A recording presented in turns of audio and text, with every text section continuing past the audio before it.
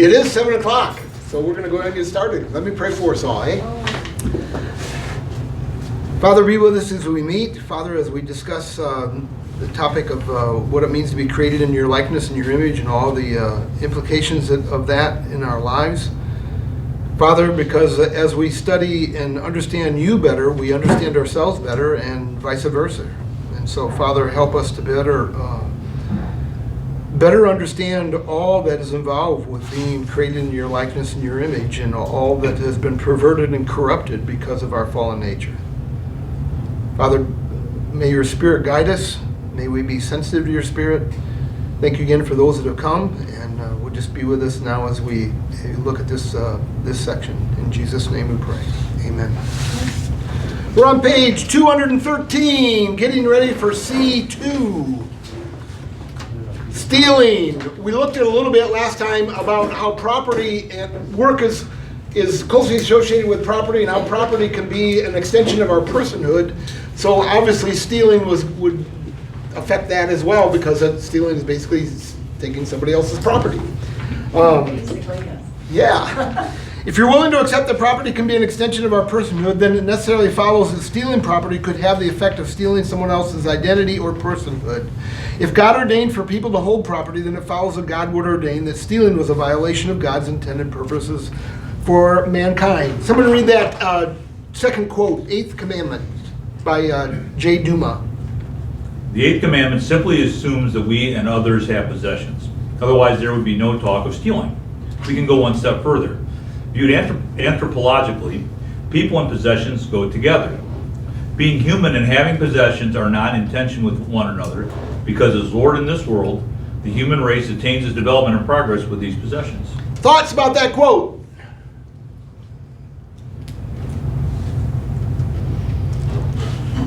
Carrying on. Yeah, Ted. It's kind of interesting that we know a lot about ancient people because their possessions were buried with them. Ooh. Like, that belongs to them. Yeah. So when they died, it was theirs and it went with them. That is interesting. Yeah, now we try to avoid that. I thought about the first thing little kids learn to say. One of the first things Well, they learn yeah, to say right. is mine. You know, and is that a fallen nature thing, or is that a image of God thing? Yeah, both probably. The way it's expressed most of the time is a fallen nature. Yeah. And especially if it's not really theirs. And they're just claiming it. Fred. But the concept of stewardship would assume we have something Well, definitely. to take care of. Yeah, definitely. So not just in our physical bodies, plus whatever corner of the earth that God has given us. Good. Wouldn't it be nice if we all only possessed the things we needed? Life would be much simpler. And probably closer to what God intended. I mean, we talk about Probably. possessions and property and all that. But the excess that we have grown accustomed to, I just don't think it's part of God's. Yeah, we're going to get to part of that in a Okay. little bit All too. right. Doris, it looked like you wanted to say something. She always looks like me. Oh, okay. We are not off to a good start. Except if we didn't have access, then we wouldn't be able to create. We would be free to create because we'd only have what we needed.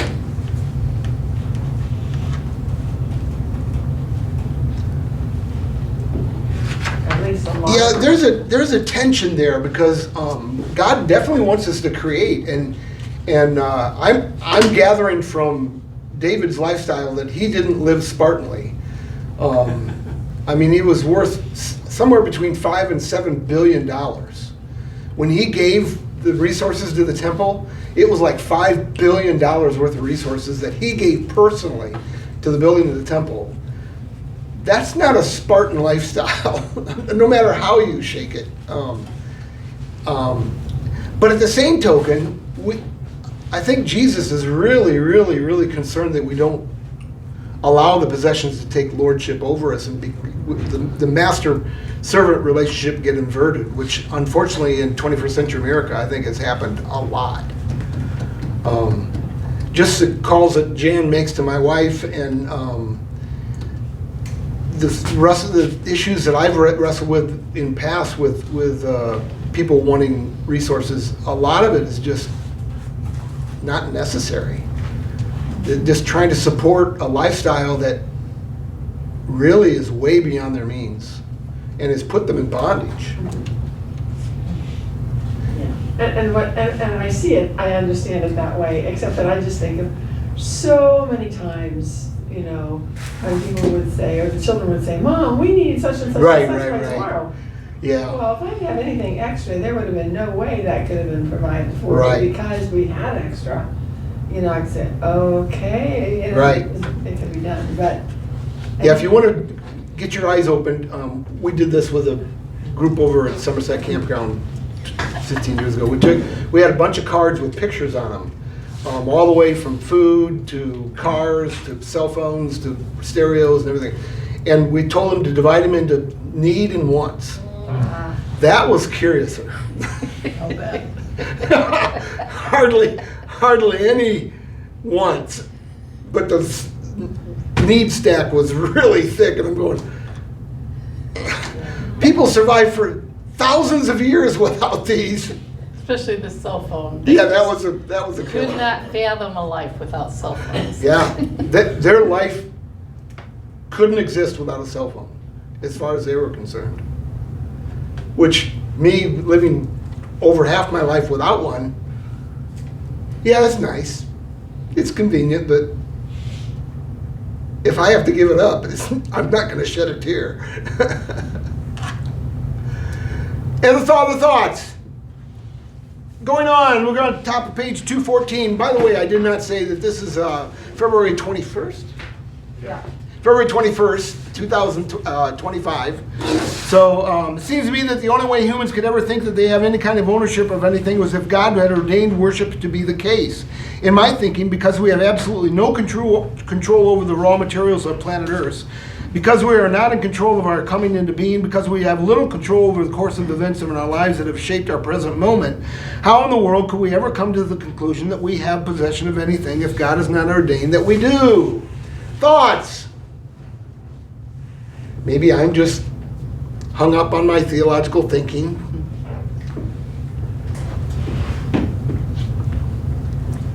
Well, we do say that all that we have really is God's. Yes, definitely.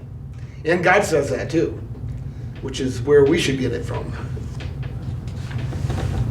Other thoughts? God did ordain that we give 10% to him though. So, Sure. I mean, he had allowance for us to keep. Oh, absolutely.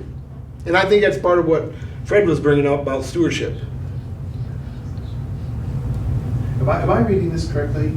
How in the world, I think I am. How in the world could we ever come to the conclusion that we have possession of anything if God has not ordained that we have possession of it? Right. You are hung up on your theology. It could very well be.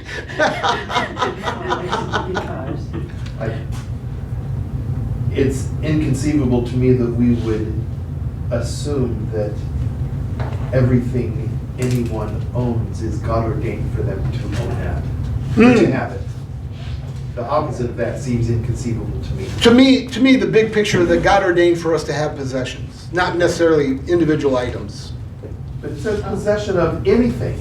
Sure. That's a specific item. That's we thing. can throw out anything. That's why I'm asking if I'm reading this correctly. Right. Yeah, I meant anything by, as opposed to nothing. Okay. Yeah. Probably could have clearer language Yeah, there. possession of anything. I see. Okay, I understand it now. Thank you. Yep. Now, just. Yeah, go ahead. Basically, the definition, when you say, how would you define the word ordained? That God willed it into being. Okay.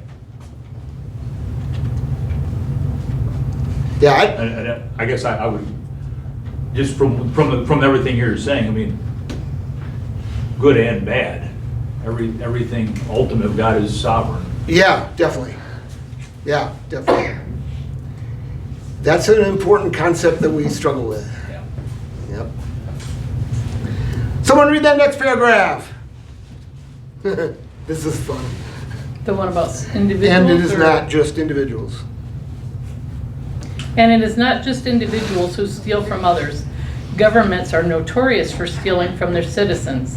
In fact, the more I participate in mission trips to third world nations, the more I see that poverty and low standards of living are not because those third world people are lazy or lack initiative. In fact, I have noticed the complete opposite.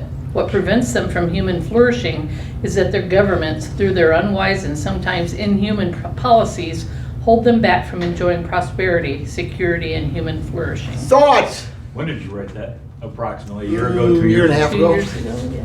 Yeah. Just funny how things you had planned out a year or two ago Have line up- reversed. line up exactly with some things that are going on. This week. Oh my goodness.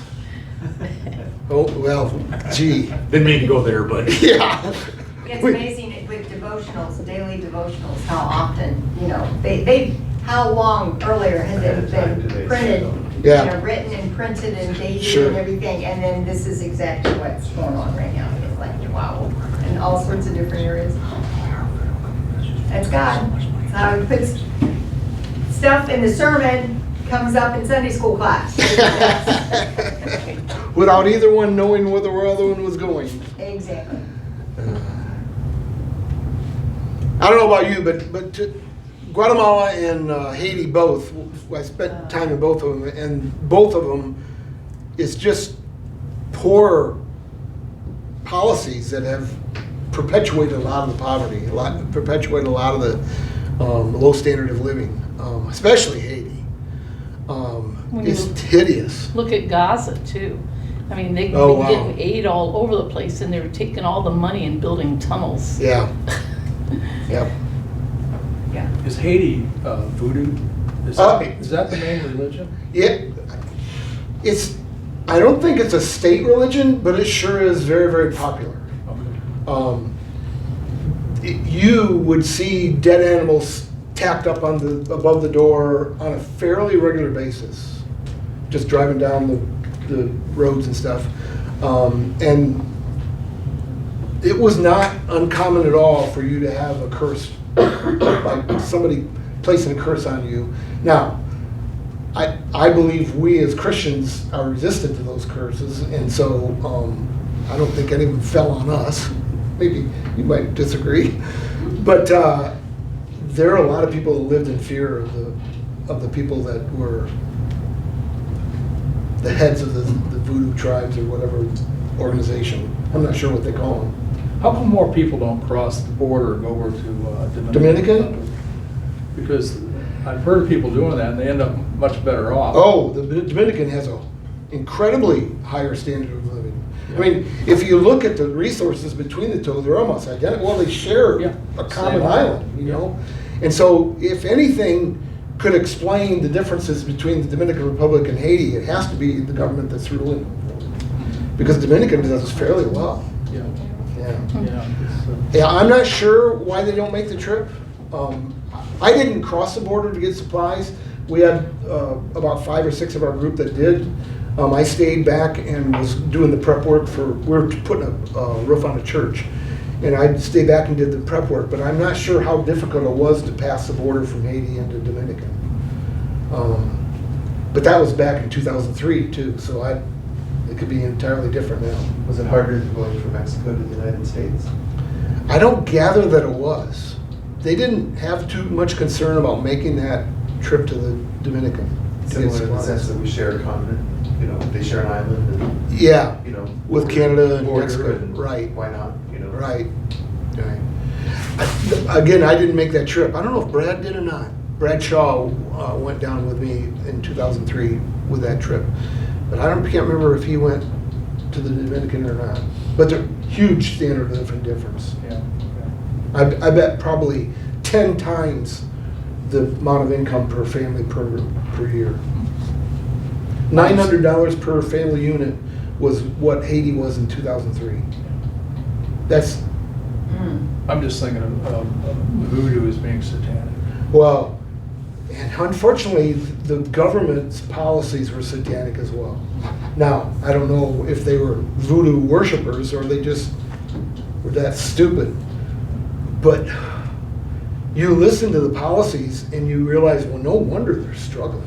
No company would want to come down here and stay for any amount of time at all. And the amount of theft that took place, nobody could get ahead. If you got a little bit ahead, somebody would steal it from you. And nobody did anything about stopping that. The police were helpless. In fact, the police were run by the government, and they were just as corrupt as what the government was. So, no, nothing made me more grateful for America than coming back from Haiti. Realizing how many things I just took for granted that are not for granted in a lot of places in the world. Other thoughts?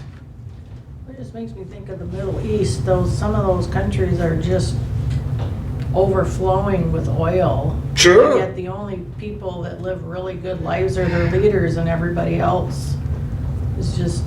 Well, we have to be really careful that this nation doesn't follow that trend, because it's really tempting to get sucked into that privileged status and think that you can live better than everybody else and use your position to coerce yourself to live better than everybody else. That is not the vision of the Founding Fathers. And I think it's their vision that allowed us all to be prosperous, allowed us all to have a higher standard of living, not just 0.5%. Other thoughts? Yeah, Jan. This paragraph, the idea that governments are notorious for stealing from citizens and stuff.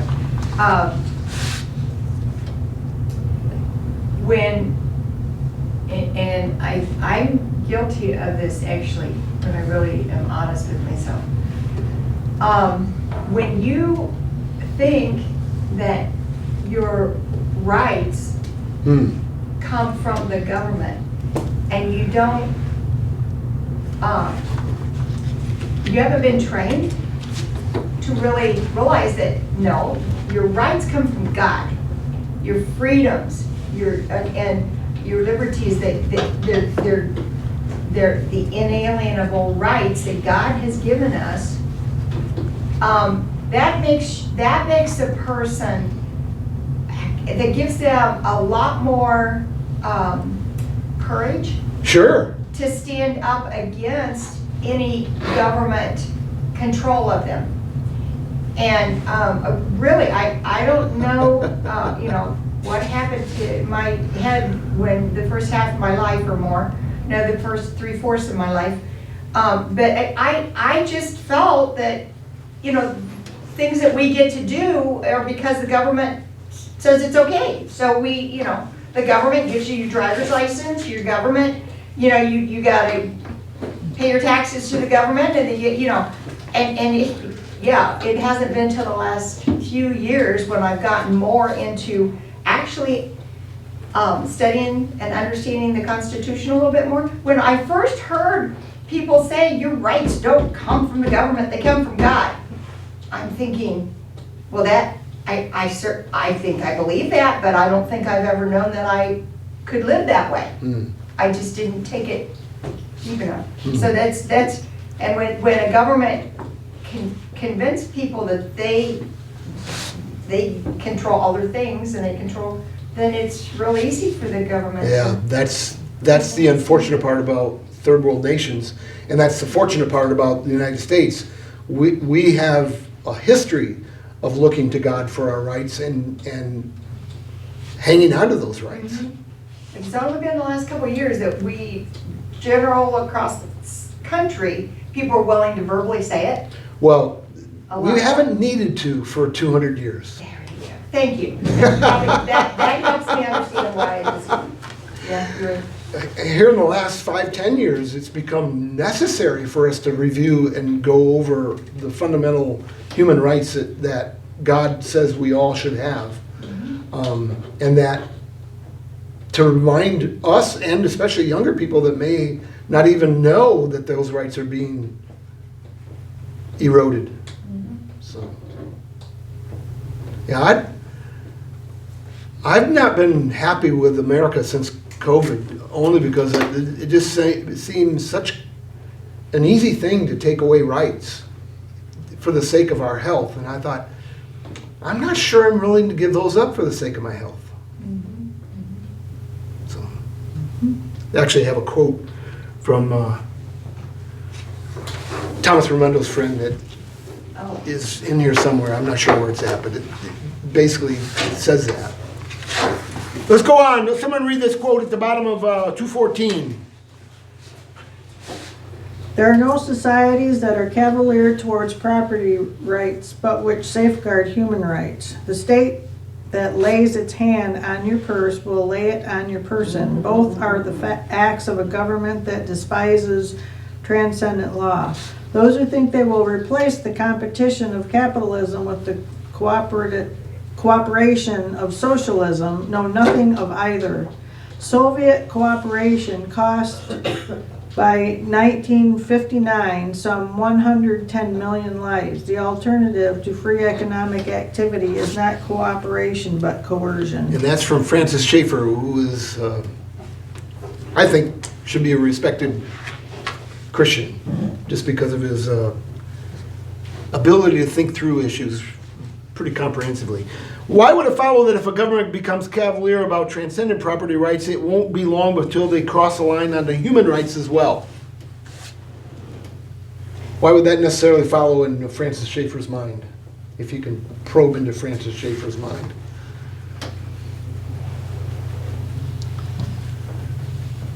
Taking people's property is taking like their income away from them, or part of living.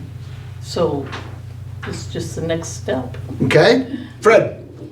Wouldn't it be, that if you feel, you sort of more or less take away the humanness of the person when you can start basically saying, Ooh. I can take away, Good. I can take things from you. And so it's just one more natural step. I mean, I can take your possessions, I can also take your health. Yeah, good. Good. The page before that, where we first started, property can be an extension of our personhood. Yep. So that's what we're talking here. This is a big picture of where we're at right now, right? Other thoughts? There's a certain contempt when you take that attitude. Ah! Wouldn't you say? And politicians never have that attitude, do they?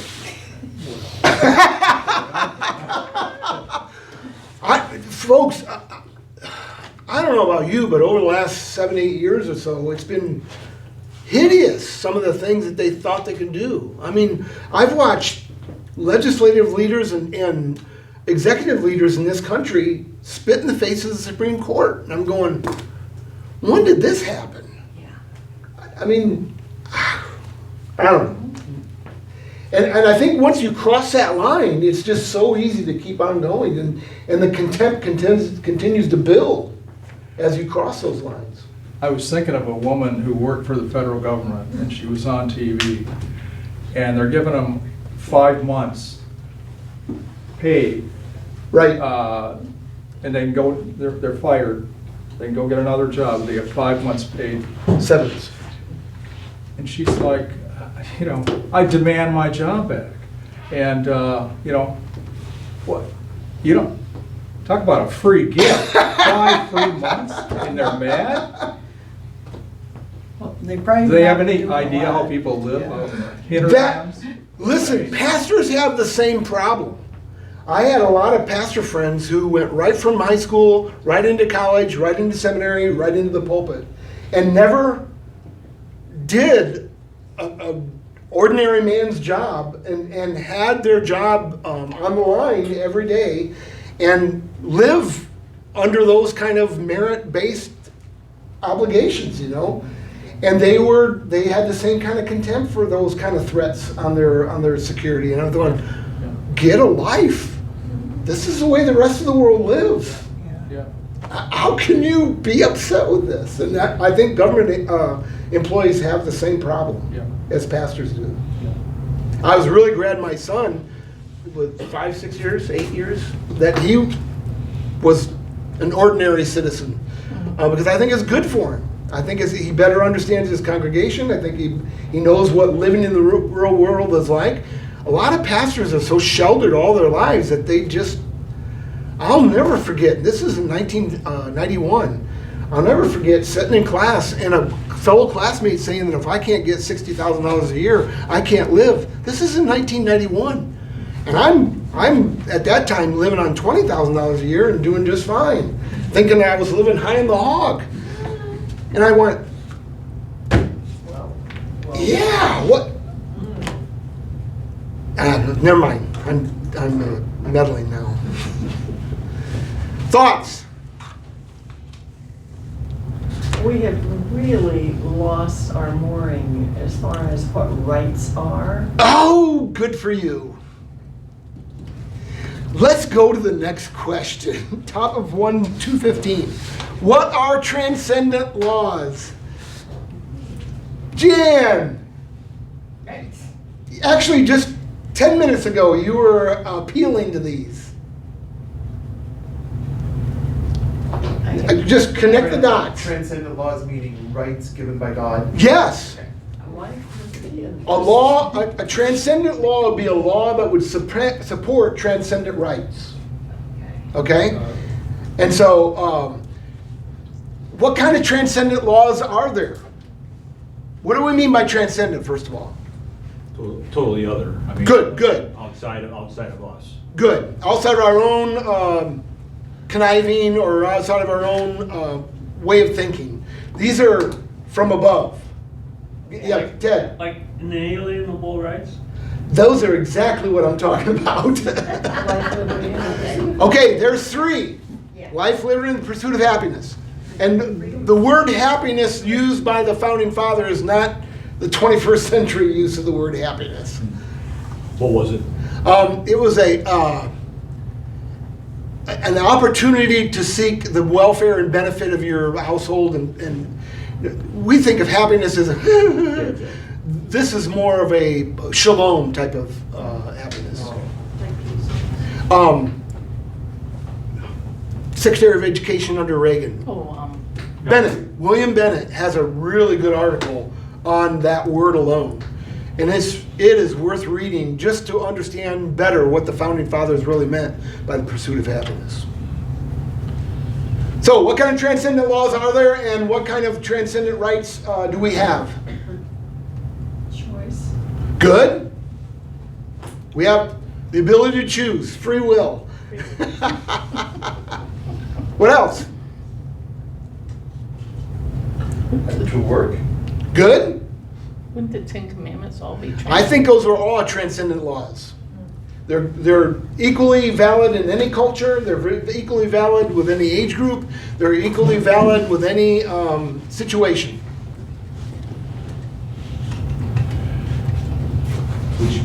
Would you consider the whole Old Testament law transcendent? Not necessarily. Yeah, because there's some of those that even Jesus himself seems to think that in the new covenant and new era become less important. Okay. Especially sacrificial laws. Yeah. For a good reason. So, do we understand this like natural law theory, like almost how the Catholics would interpret Talk to law? me. So they believe that God revealed like the way that the world should work through just kind of like the Tao that C.S. Lewis would talk about in that. Very good. Man. And like even though God might not specifically say in a scripture, we know by self-evidence and just by this natural like I guess tuning of the human soul of what is good and right concerning our standing as it seems. And it's my understanding that the Founding Fathers leaned heavily upon natural law to formulate all of their documents. Thoughts? If you want to quiz Lacey more on natural law, go ahead. She knows more about it than I do. But natural law is a huge part of this conversation right now. You understand natural law as being these things that are just built into the fabric of our psyche, built into the fabric of the world, built into the fabric of nature, built into the fabric of life itself. That common sense would tell you that this is the way things should be. Just that it's right to be kind. It's right. There you go. Is that the kind of thing? It's just It's just the way it should be. That's, there you go. That's probably the better definition of anything. Ted, you want it in? And so would you think that the way our society is moving, where people rent homes instead of owning homes, I see that in the recent past, when people lose their family homesteads because of inheritance taxes and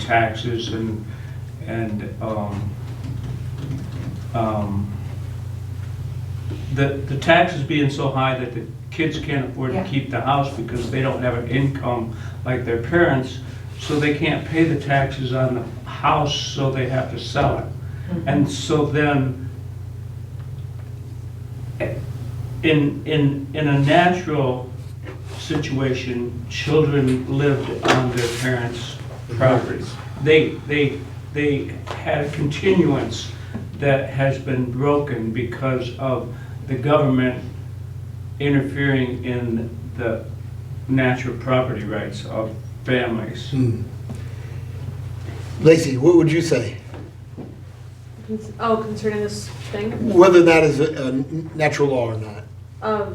That's being violated by governments to tax inheritance tax so the kids couldn't inherit their property. I think there is quite a few that would say because it specifically interferes with family and that kind of intrinsic relation, I would say that they would actually see it as a violation. I'd have to think about it for a while before I could Well, get you wholly on board. if you look at it with the Indians and the reservations. Oh, there you go. And then the interference of the government saying, oh, we want this water's ours, or we want these minerals are ours.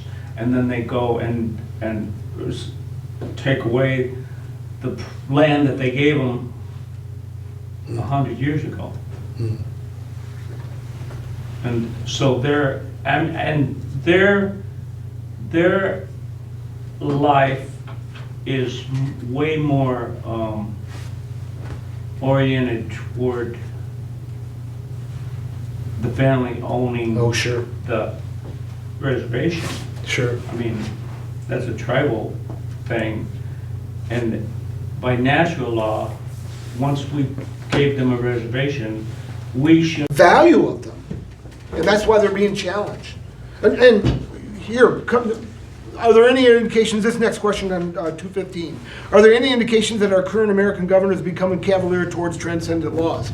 This was written in specific about one that is so far against natural law that I'm surprised God hasn't judged us already for it. Fred, go ahead. Just on that very, very question, I mean, one was Robert Bork supposed to become, Oh, God. I mean, because the whole reason he was ran out was because he believed in natural law. And was the leading world expert in natural law, which he couldn't be a Supreme Court justice because he was too qualified. Yeah. That's why he was voted out. When I heard that originally, it was in like 1980. Neither in 80s or 90s, I can't recall. It was pretty early on, yeah. When I heard that, I went, this is ridiculous. Congress has lost their minds. Here's the world's foremost expert on natural law, upon which all of our laws are built. And he's being excluded from the Supreme Court because that's his basis, that's his expertise. I couldn't believe it. I couldn't believe it. Okay, that wasn't what I had in mind, but what other? It was the pro-abortion lobby that put the pressure on the Democratic senators that did it. Is that Yeah, right? that was it. Yeah, because Yeah. you remember that, huh? Oh, yeah, yeah. Good for you. Oh, yeah. What was his name? Robert Bork. He has a book called Slouching Towards Gomorrah, which is, the contents of the book is exactly what it says. And he's in my book, I don't know how your opinion of Robert Bork was, but in my book, he was highly qualified for the position as Supreme Court Justice. Oh, yeah, But- as high as you can get. Yeah, as high as you can get. Yeah, Yeah, thanks for chiming in. Didn't come out of nowhere. It had a basis. But I look at abortion, killing the young. Where in nature is that? You can find any precedence for that at all. And the other one is transgender laws. Actually protecting that which is against nature. And we've taken a position, well, not in the last 6 weeks or 4 weeks. We've taken a position before the last 4 weeks where that was all celebrated and exalted and championed. In fact, one political party made it the sole basis of their whole campaign. Folks, this is in complete opposition to what our founding fathers saw as being the basis of how laws were written and how we should govern as a people. Thoughts?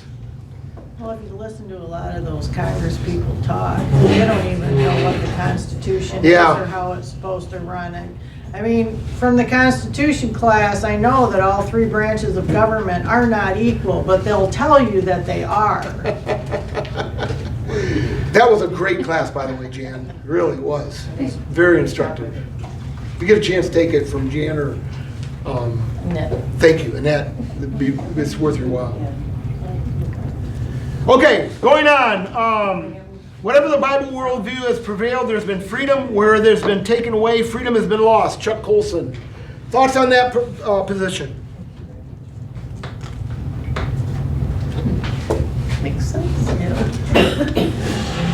And as far as stealing is concerned, I'm going to sum up this next paragraph, 2-3 paragraphs here. About 8 years after my wife and I were married, we had a trailer out in the country that we would live in during the summer months, then live above the store during the winter months because we had free heat.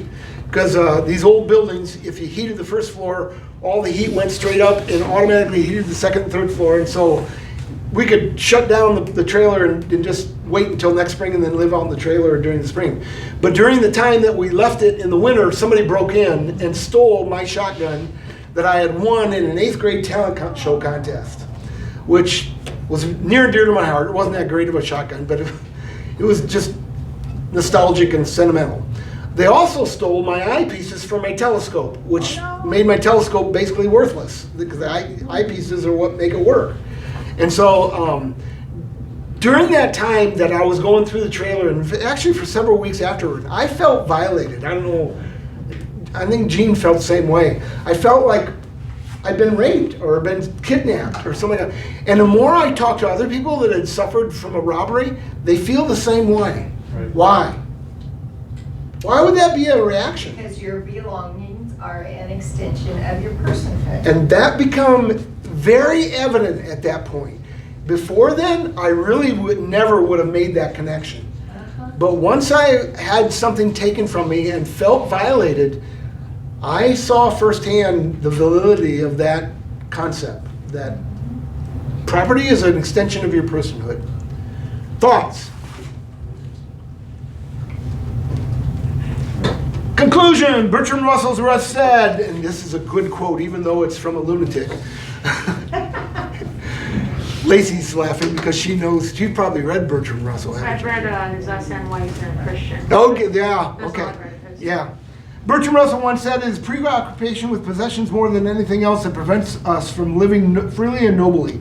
If the object of your life is getting prestige, wealth, power, you are the victim of an ever-increasing appetite which can never be satisfied. You're saying, why are you quoting from Bertrand Russell, this atheist English philosopher who had nothing to do with God? Well, even broken clocks are right twice a day. So, that's why. Thoughts on Bertrand Russell's quote? I think the key point, look, just reading is the word preoccupation. Absolutely. When the possessions become the main focus, and basically you dethrone God and put your possessions. Good. Jesus said the love of money. That's the preoccupation. Good. And Jesus also said on the top of page 216, be on guard against all kinds of greed. A man's life does not consist in the abundance of his possessions. What's Jesus mean by that? What he said.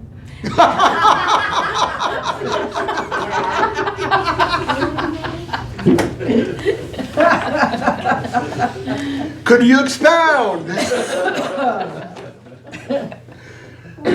Be a commentator for a minute.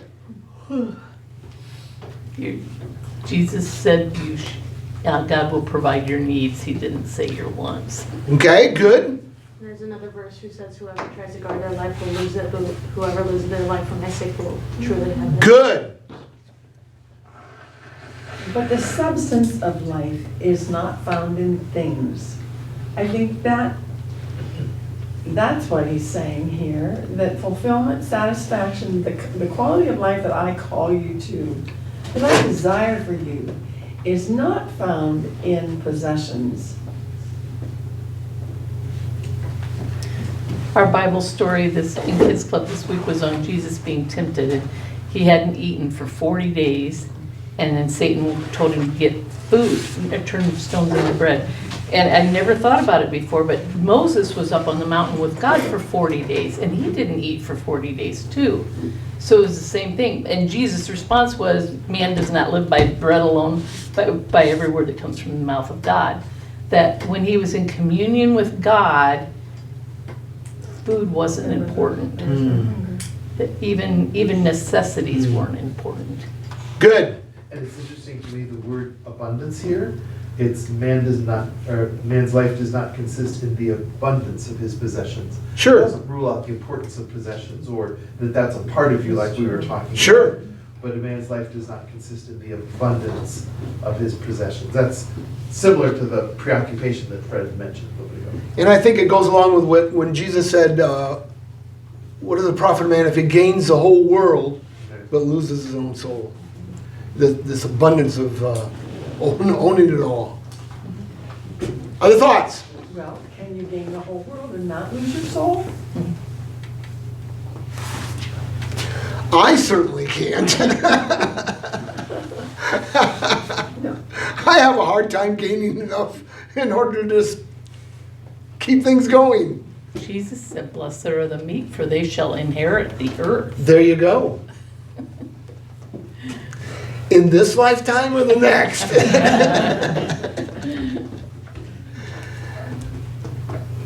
I guess what I'm seeing is, I obviously don't own countries. I would be very wealthy. Oh, sure. If it's easier for a camel to go through an eye of a needle than it is for a rich person to enter into heaven, does that mean, what does that say about wealth? And again, we're talking about preoccupation, we're talking about abundance. However, you mentioned David a while ago, having all this. Abraham had 400 servants. There you go. And there are other examples as well. Sure. Anyway, but, so the question that I'm asking is it possible to have abundantly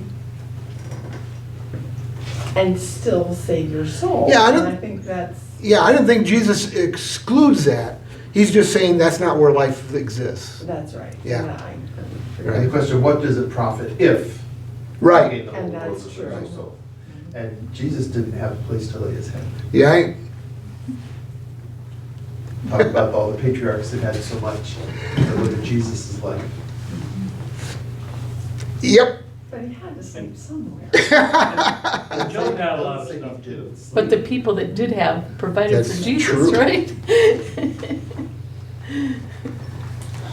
Yes, Jan. When we first read that, that's what struck me is so much of our culture, beyond guard against all kinds of greed, a man's life does not consist in the abundance of his possessions.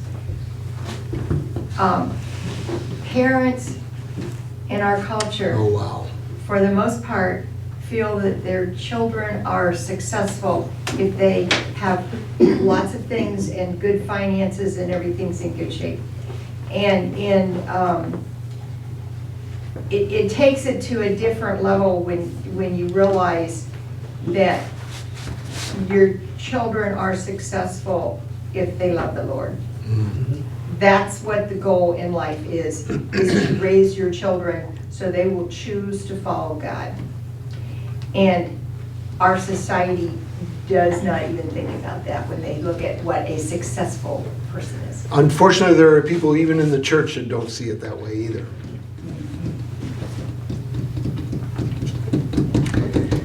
Yeah. Carrying on. Someone read that quote by John Ortberg about the self-storage units. There are now more than 30,000 self-storage facilities in the country offering over 1 billion square feet for people to store their stuff. In the 1960s, this industry did not exist. Now we spend $12 billion a year just to pay someone to store our extra stuff. It's larger than the music industry. I just checked recently in October of 2024, it was 50,000 storage units, and it was $38 billion a year that we spend on storage. Ted! From my experience, if you took that $38 billion they're paying for storage and you sold all the stuff, you'd probably have like $1 billion.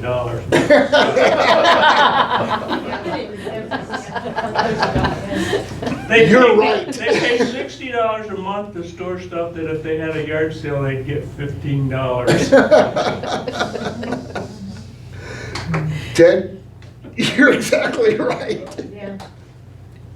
Yeah, that's a good. Somebody made a comment to me once, if you go 5 years and don't think about it, get rid of it. Don't keep paying $60 a month. I put it in my attic. There's, every once in a while, somebody comes through Love Inc. and they're needing help paying for storage units, and everything they own is in there, and they haven't been able to keep up on it. You know, it's about ready to be taken, and it's really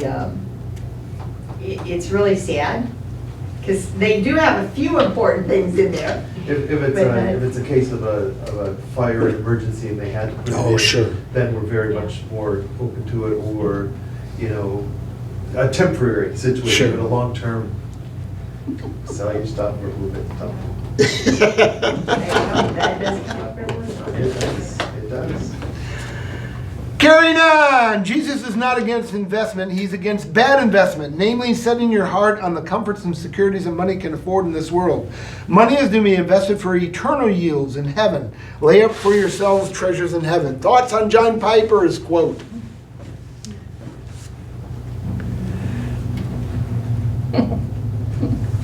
Carrying on! Employee-employer perspective. Someone read that first quote from Glenn Sunshine. What a name. I'd like to go back. Yo, go Go ahead. back to that?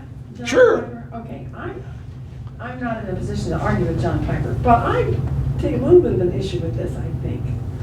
It sounds like I'm trying to justify my investment here. Where in the Bible does it talk about investment besides investing in heaven and in spiritual things? Well, I think that's what he means. Well, but he says Jesus is not against investment, he's against bad investment. Right. Investing here on earth. It would be a bad investment. Depends what you mean by Okay, bad. okay, because I felt like he was saying, go ahead and invest lots and lots of money, but. Not here on Sure earth. that you- Just make sure that it's invested well. Right. Yeah, okay. Well, But, yeah, he told the guy that had the one talent, you should have at least invested it to get two. there you go. It's true. There you go, okay. That's, But he wasn't really even happy with that. He would prefer to have the 10 times as much investment. well, but that was in proportion to what he had given. Right. Right. Yeah, okay. And I think that whole parable of Jesus about the talents is showing that you need to be thinking about what you're using your resources for. And are you doing it for the master who has given you these resources to steward, or are you just using it for your own sake and for your own investment? Okay, sorry for interrupting. No, you're fine. Ted! I constantly think of investments when they have these ads on the radio and they're like, change your IRA over to gold. And I'm always thinking, bag of gold, a pile of bread. Why in the world would you want to invest in gold when it is it's nothing? You can't eat it? I mean, it just, I don't understand. And then they claim to be a Christian company. Well, I think there's a difference between investing long-term and investing short-term. Investing long-term, you're exactly right. The Bible is very, very clear that when push comes to shove, it'll take a bag of gold to buy a piece of bread. But right now, it's a great investment. So if you have it just for 6 months and then cash it out, you could do a lot for the kingdom that way. I mean, the Free Methodist Foundation is basically doing that. They take people's resources, invest it in churches, and then pay them back in interest on their investments, and use those investments to build churches, but then pay them in interest because they use that money in the meantime to build these churches. So good investments. That would be, yeah, part of what I think. I'm not sure John Piper would agree with that, but what I think John Piper means by that. Other thoughts? I could be all wrong.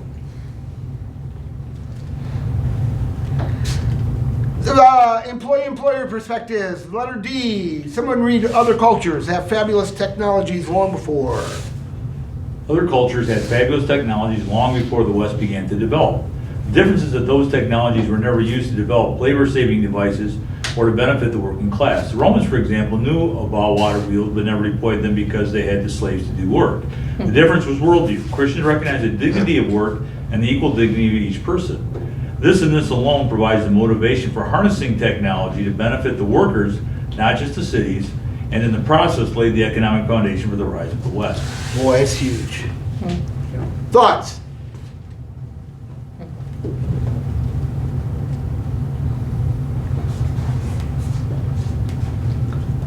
What kind of a difference, second question down, what kind of a difference in productivity would you expect from a worker who saw his job as significant and enjoyed purpose and meaning in his work, as opposed to the worker who felt his job was forced upon him and he hated work and wanted to be anywhere but work?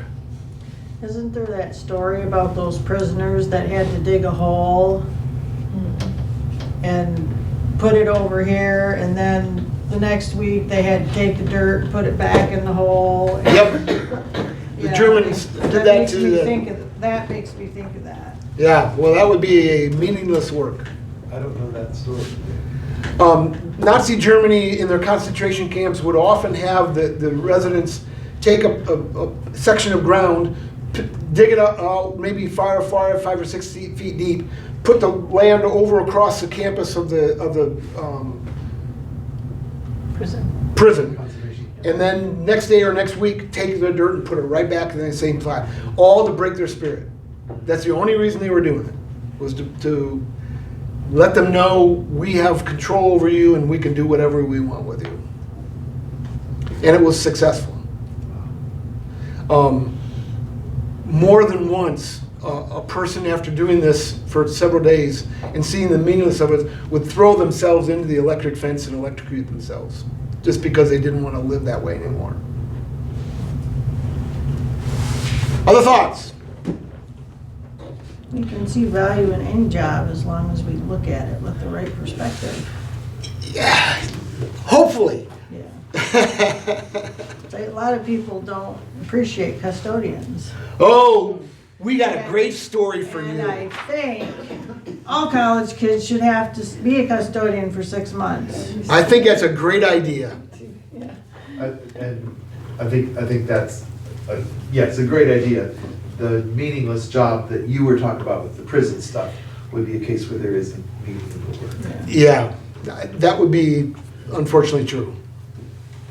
But sometimes meaning is an attitude toward it as well. Oh, sure. You know, and I think about, I think all you need to do is, well, it's rampant anywhere. Sit under a teacher who hates his job, who doesn't want to be there, or be in the hospital and just experience the different workers that are there. I mean, you can tell just like Within that. seconds. Yes, if, you know, what their perspective on their work is. Absolutely. And, yeah. I think you can tell anybody's position, not just hospitals or teachers. I think Well, you spend a little bit of time around them and get to know them as a person. You can tell if they see their job as a purpose and a mission, or they just see it as a way to make money. Yeah. Hospital workers and teachers, especially, or pastors especially, should see there as a mission. I mean, because it's so clearly laid out before them. A guy on a line in a factory, that may be a little harder, but I still think that they can see their job as a mission if they use the right perspective. Especially if the employer Oh, explains huge. what the purpose is. Yeah, huge difference whether or not the employer sets it up that way. Yeah, right.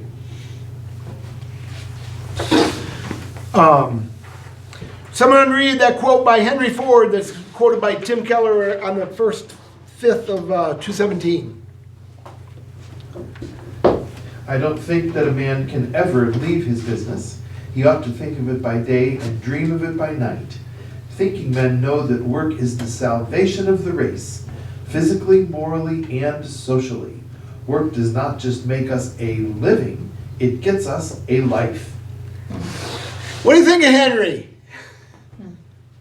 Yeah, Fred. My thoughts on it would be, you know, there's two different ways to look at it, but I think if your work is your vocation, your calling from God, and it's what God, you know, you can see that what you're doing is purposed, okay? That in some respects, he's right, that it becomes integral. Now, if you just become completely, you know, kind of the whole thing with having God on the throne versus putting something else like your work or your career where you're just completely obsessed with it all the time, that would be a different perspective. Knowing Henry, which perspective do you think he has? The latter one where you Yeah, I'm pretty sure that's Henry's perspective.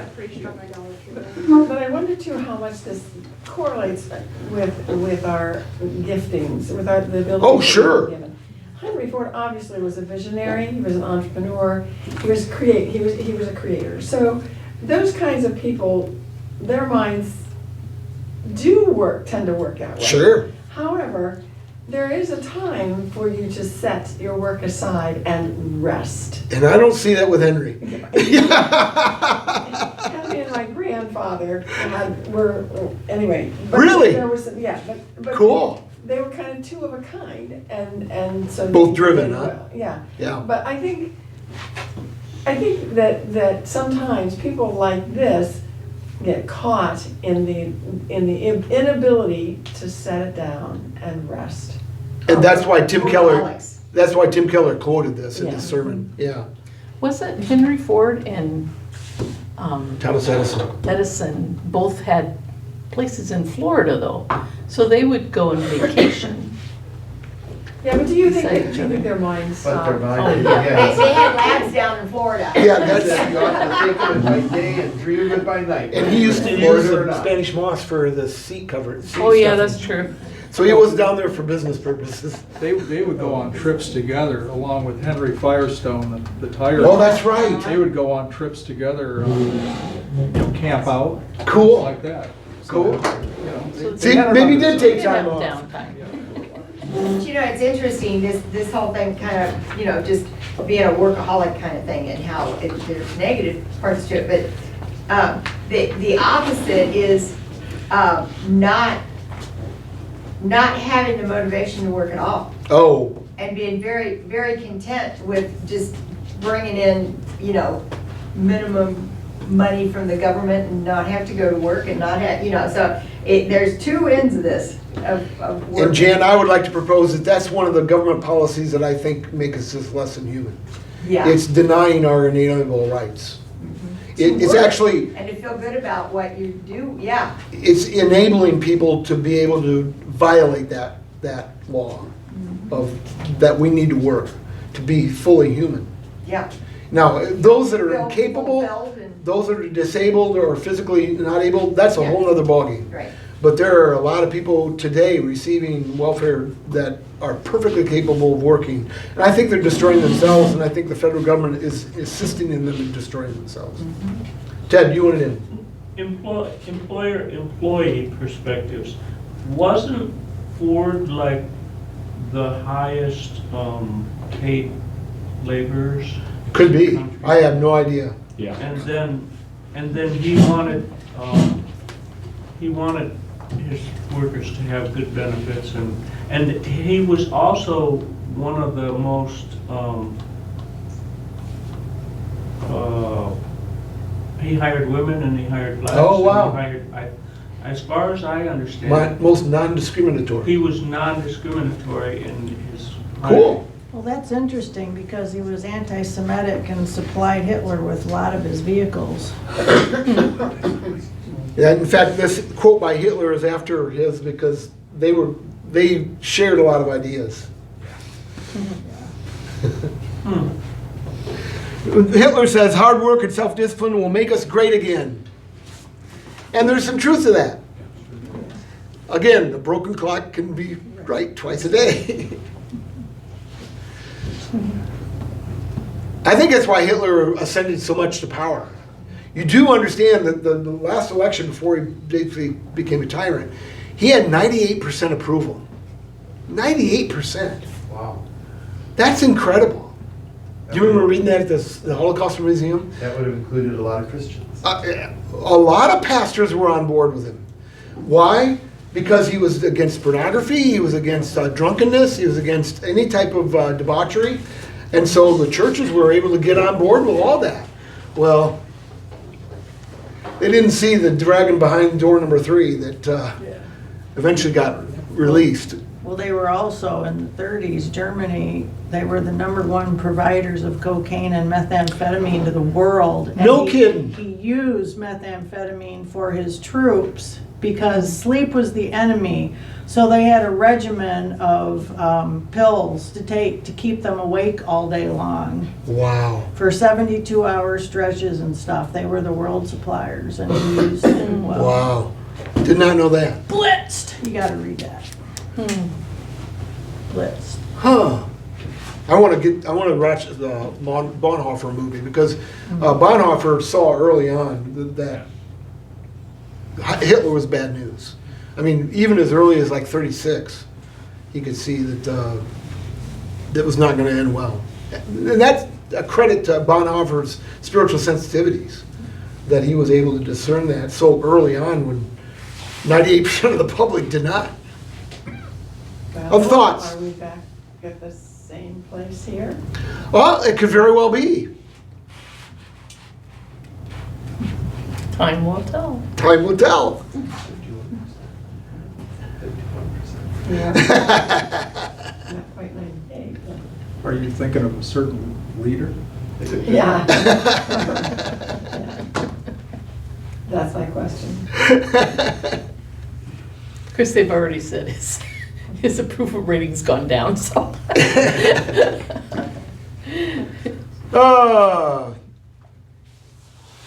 Let's just skip down. Do we live in an entitlement society? This is about 4 questions from the end. Lots of people believe that things should be given to them without any effort or contribution on their part to receive the entitlements. What's wrong with this area? We talked about that tons of times. Now let's go on over to 218. What regard do we have for other human beings when we assume we are entitled to something which another human being has to work in order to provide for us, when all along we were more than capable of providing for ourselves? In reality, what are we making that other human being when we ask them to do this for us? What are we capable of doing when we are capable of doing it for ourselves? What are we making them? Slaves. Yeah, we're making them a slave. Thoughts? When it's your kids, it's okay. And they're Well, little.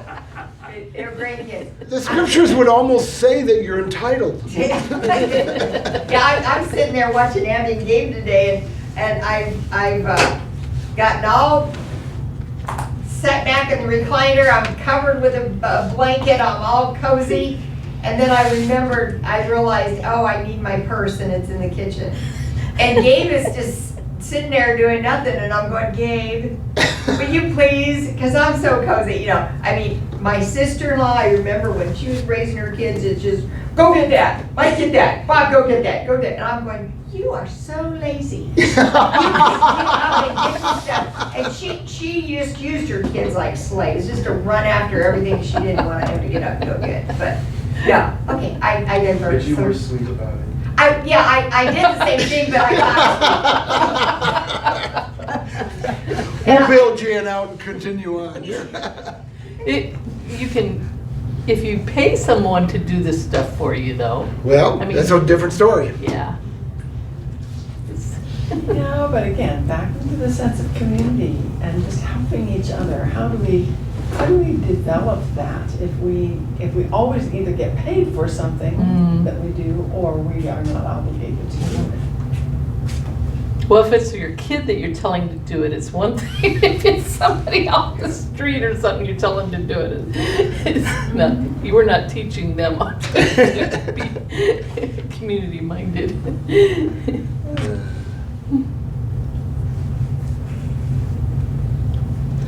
I like this quote in the middle of 2:18. Someone read that from David Murrow. Here's the problem.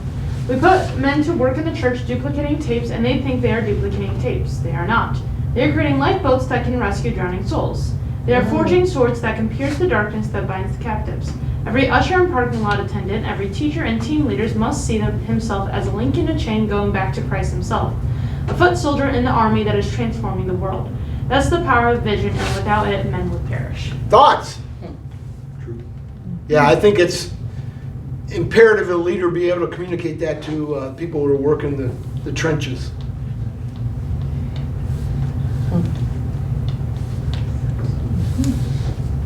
That's why I go into the kitchen of VBS every year, well, no, every day of every VBS day and say, thank you for doing your job. Because if you didn't do your job, my job would be non-existent. Because kids come for the snacks. It's just a proven fact. If you feed them, they will come. That reflects the importance of ministries, churches, and different organizations putting the effort into creating vision statements. Oh, sure. For the whole congregation to be able to buy into. But unfortunately, so many times we invest in the vision statement without carrying it out in a practical Yeah, way. then we forget about it. Yeah, But, exactly. Yeah. Yep. Yeah. Carrying on.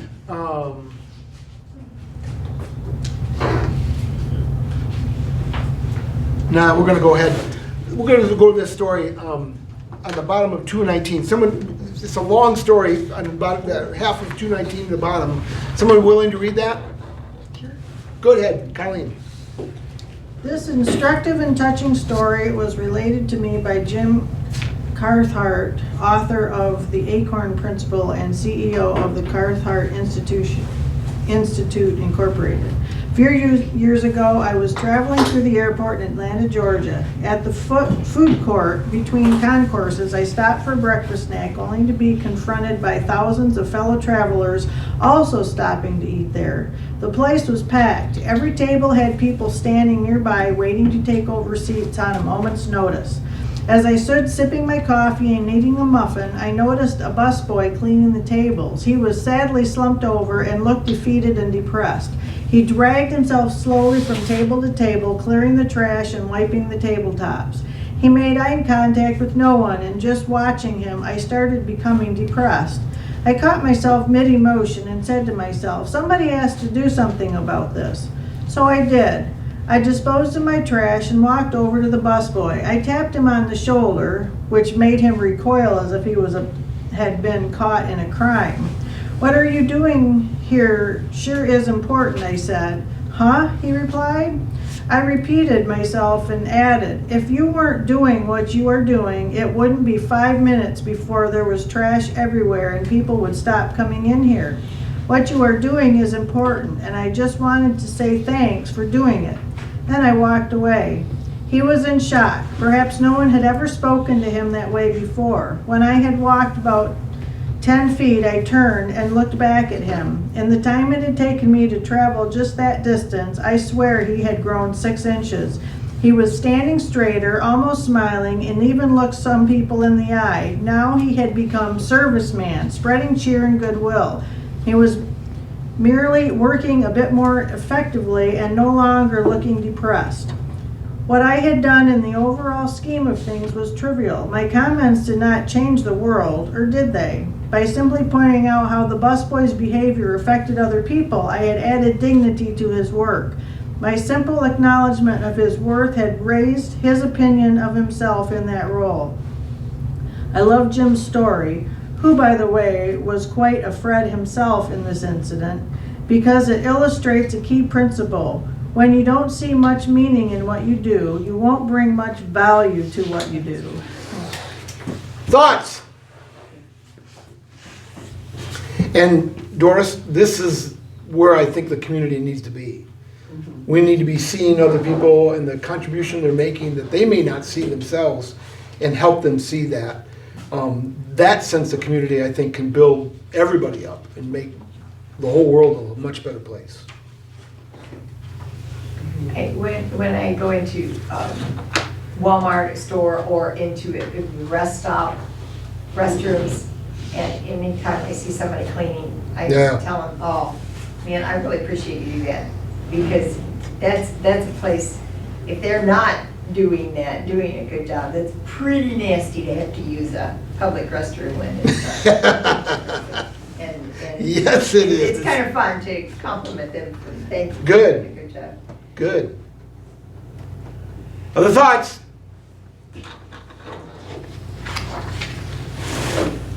Is human dignity a material or metaphysical phenomena? Second question on 220. Whoa. Yes? How is it a material?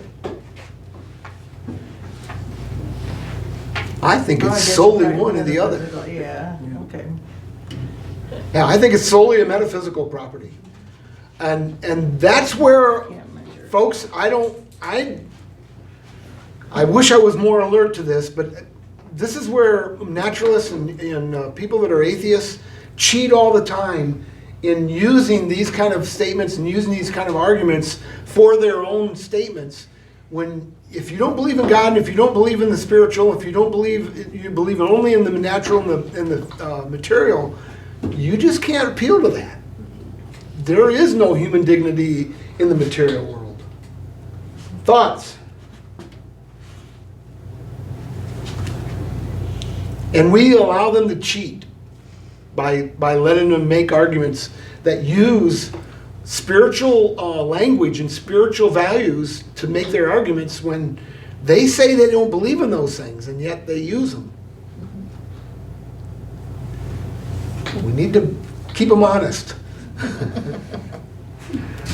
The king will reply, I tell you the truth, whatever you did for one of the least of these brothers of mine, you did for me. Colossians 3:23, whatever you do, work at it with all your heart as working for the Lord, not for men. Thoughts? Said that verse to myself every night for 2 years on third shift. When you're doing maintenance. Wow. Wow. It was more of a coworker issue than anything. Oh, okay. But I had. Not the work I had- itself. Yeah, no, not the work itself. It was coworker issues, and I Wow. really wanted to get on days, but I had to get myself through, and that got me through it every Cool. single night. Cool. I think that's a key thing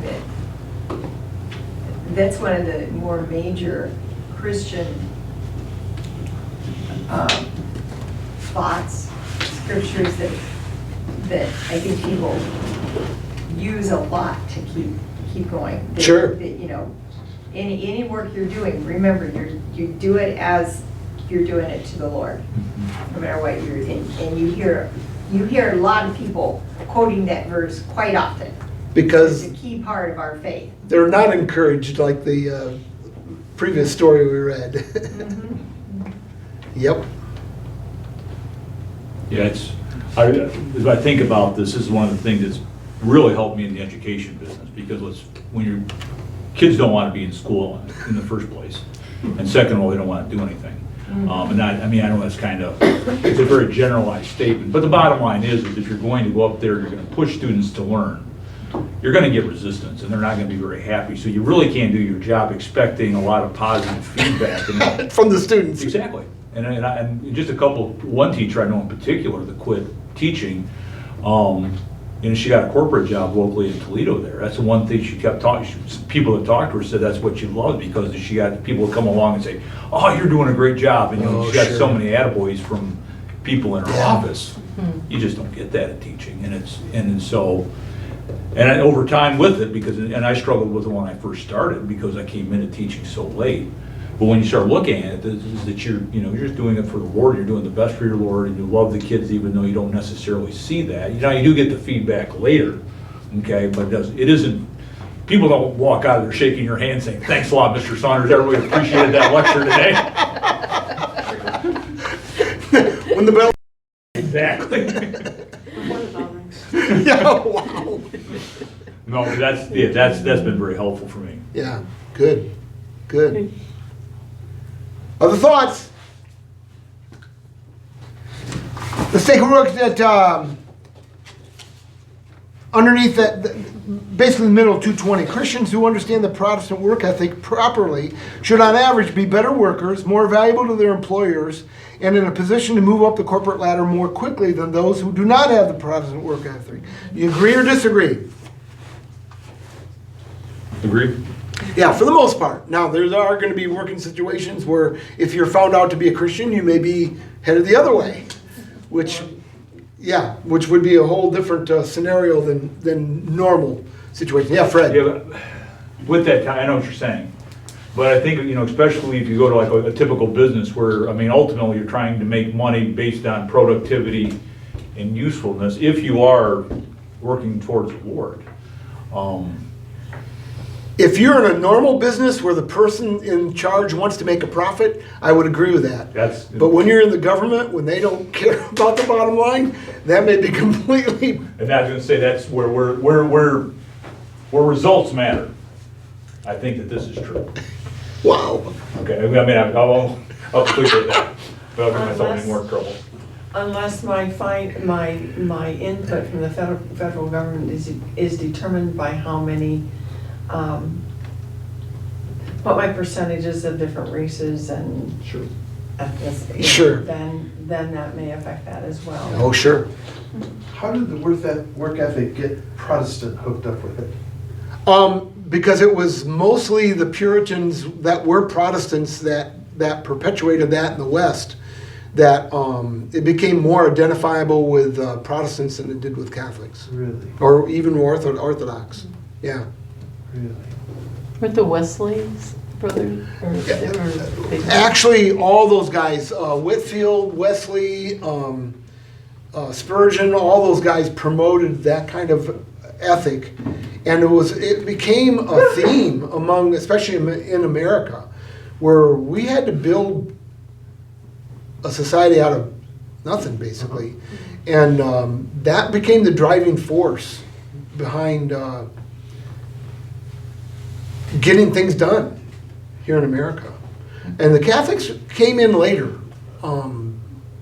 Northern Europe was more advanced at the time this theory came along. I can't remember who came up with it, but, and what made them more advanced than the Catholic regions. Martin Luther had a lot to do with it.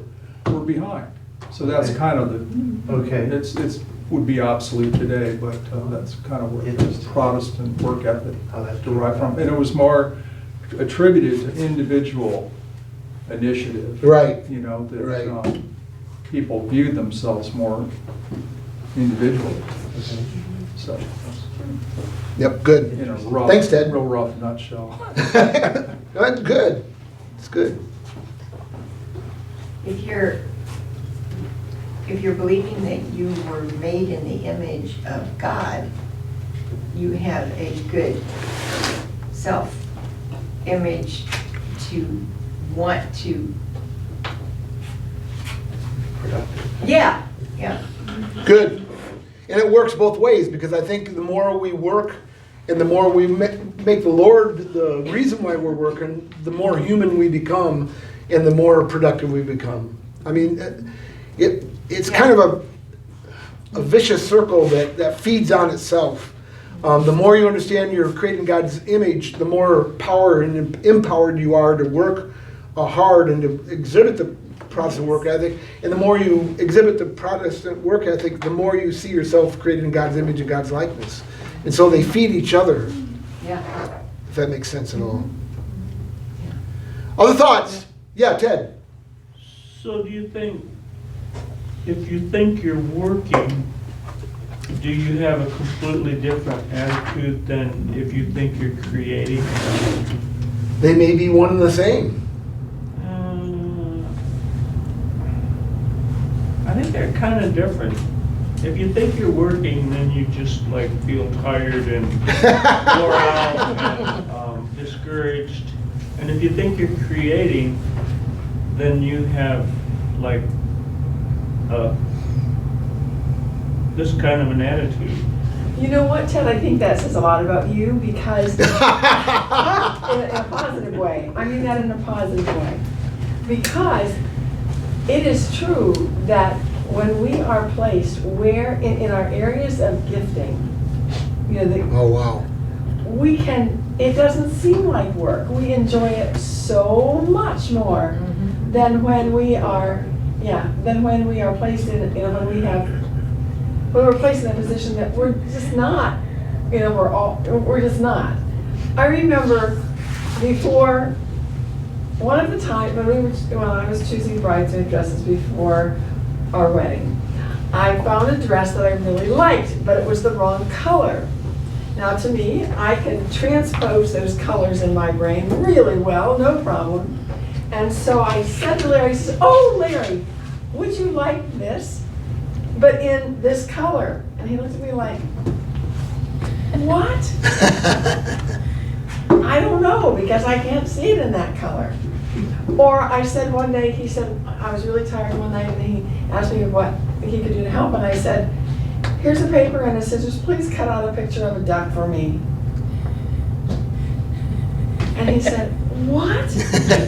You want me just to cut out a shape of a duck? Because that's what I needed." And I said, "Yeah, just think how a duck looks, and then just cut it out." And he said, "I'm sorry, I can't do that." It would seem like nothing to me, but it was a huge task to him.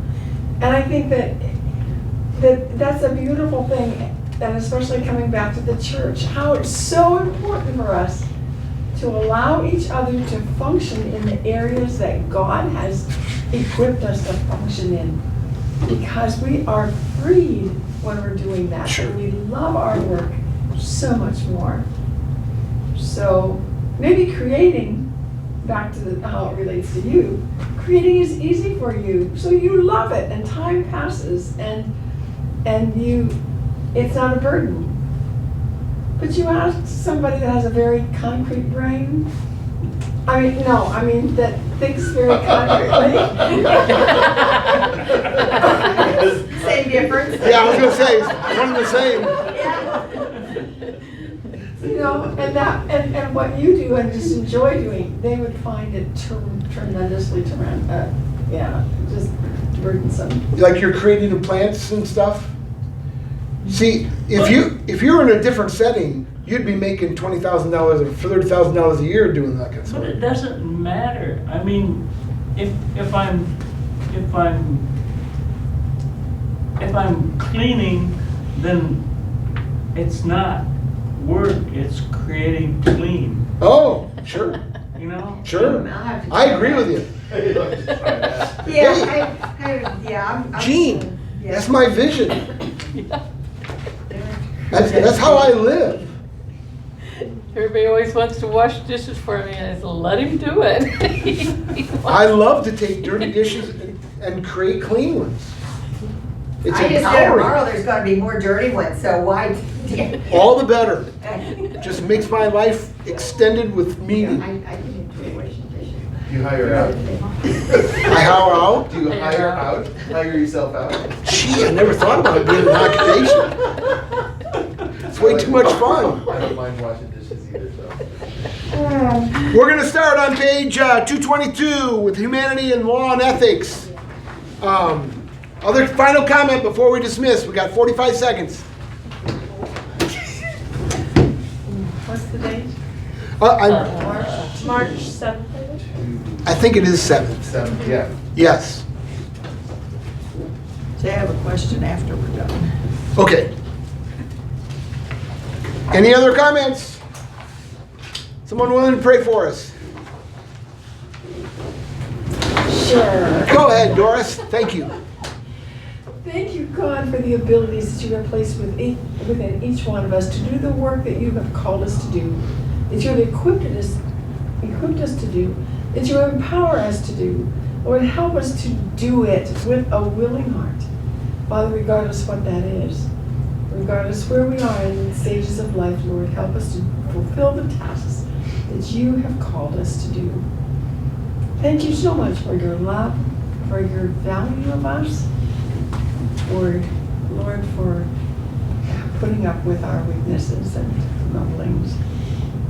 May we honor you in all that we do and say, and think in your name we pray. Amen. Thank you all for coming.